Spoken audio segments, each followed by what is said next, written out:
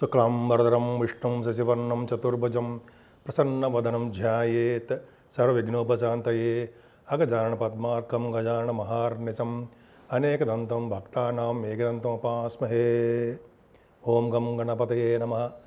ఓం శ్రీ మాత్రే నమః. ఓం శ్రీ గురుభ్యో నమః. మా ఆది ఆస్ట్రాలజీని చూస్తున్నటువంటి మీ అందరికీ, అలాగే విదేశాల్లో కూడా నివసిస్తూ మన వీడియోను చూస్తున్నటువంటి మీ అందరికీ కూడా పేరు పేరున నా హృదయపూర్వక నమస్కారాలు. ఇప్పుడు మనం మార్చ్ 9వ తారీఖు నుంచి 15వ తారీఖు వరకు కూడా, అంటే 9th to 15th మార్చ్ 2025లో ఈ వారం రోజులు గ్రహ ప్రభావం ఎలా ఉంటుంది, 12 రాశుల మీద ఎలా ఉండబోతోంది ఇప్పుడు మనం తెలుసుకోబోతున్నాం. అంతకంటే ముందర మీ జాతకాలు తెలుసుకోవాలనుకుంటే మీ date of birth, time of birth, place of birth ఉంటే చాలండి. నాకు పంపించండి, వాట్సాప్లో పంపించండి, అయితే ఫోన్ చేసి మాట్లాడతాను. అలాగే గృహప్రవేశ ముహూర్తాలు కానీ, పెళ్లి ముహూర్తాలు కానీ, అనేక రకాలమైన మంచి ముహూర్తాలు కూడా మన ఆది ఆస్ట్రాలజీ తరపున నేను చేస్తూ ఉంటాను. మీకు ఏమాత్రం అవకాశం ఉన్నా చేయించుకోవాలనుకుంటే మన ఆది ఆస్ట్రాలజీని నన్ను సంప్రదించడం సరిపోతుంది. ఈ కింద స్క్రోల్ అవుతుంది కదా, ఆ నెంబర్ ఫోన్ చేయండి. సరే, ఇప్పుడు మనం మార్చి 9th నుంచి 15th వరకు మకర రాశి వారికి ఈ వారం మొత్తం కూడా బాగానే ఉంది కదా, బాగుంది.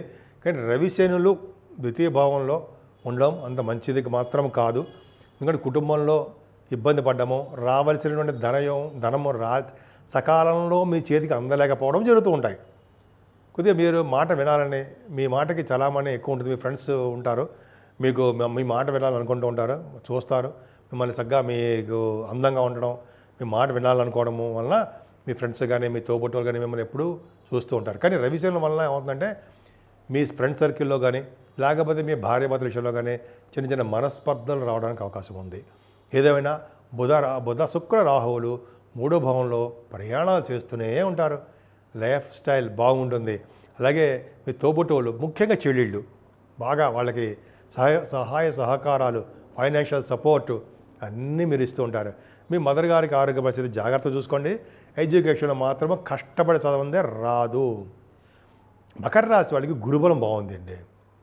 ఎందుకంటే మీరు రాసిన గురుడు చూడడం వల్ల, పంచమ స్థానంలో గురుడు ఉండడం వల్ల యోగమే, మంచి యోగాన్ని ఇస్తాడు. ఏం చేస్తాడు అంటే పుత్ర సంతాన యోగం ఇవ్వడము. ఆస్ట్రాలజర్స్ ఉంటారు కదా, మీ దాంట్లో జాతకాలు చెప్పే వాళ్ళకి పేరు ప్రఖ్యాతలు, ధనయోగం కలగడానికి అవకాశాలు ఉన్నాయి. అంతేకాకుండా స్టాక్ మార్కెట్లో, షేర్ మార్కెట్లో, స్పెక్యులేషన్లో ఉన్న వాళ్ళకి గురుబలం చాలా బాగుంది. అంతేకాకుండా సినిమా రంగము, టెలివిజన్ రంగంలో ఉన్న వాళ్ళకి, అలాగే సాహిత్య రంగంలో బాగా సక్సెస్ అంటే ప్రపంచ ప్రఖ్యాతి అనొచ్చు అనుకోండి, సక్సెస్ రేటు ఎక్కువ ఉంటుంది. ఏదైనా 6వ భావంలో కుజుడు లేడా, మీకు చాలా బాగుందండి.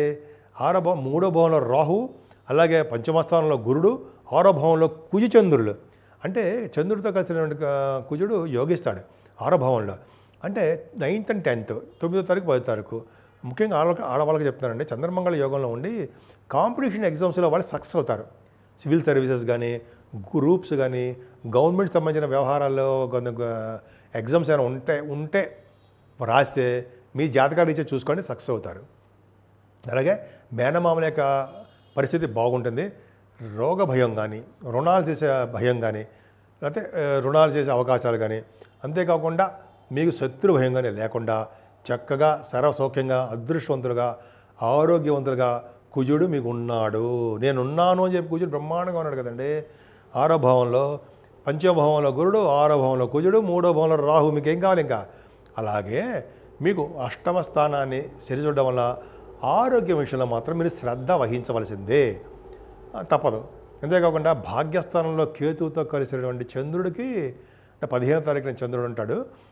గురుడు, కుజుడు, రాహు, బుధ శుక్రులు చూస్తున్నారు భాగ్యాన్ని. అంటే మీ భాగ్యం వృద్ధి అవుతూనే ఉంటుంది అంటే సందేహం ఉందా? ఏం లేదు.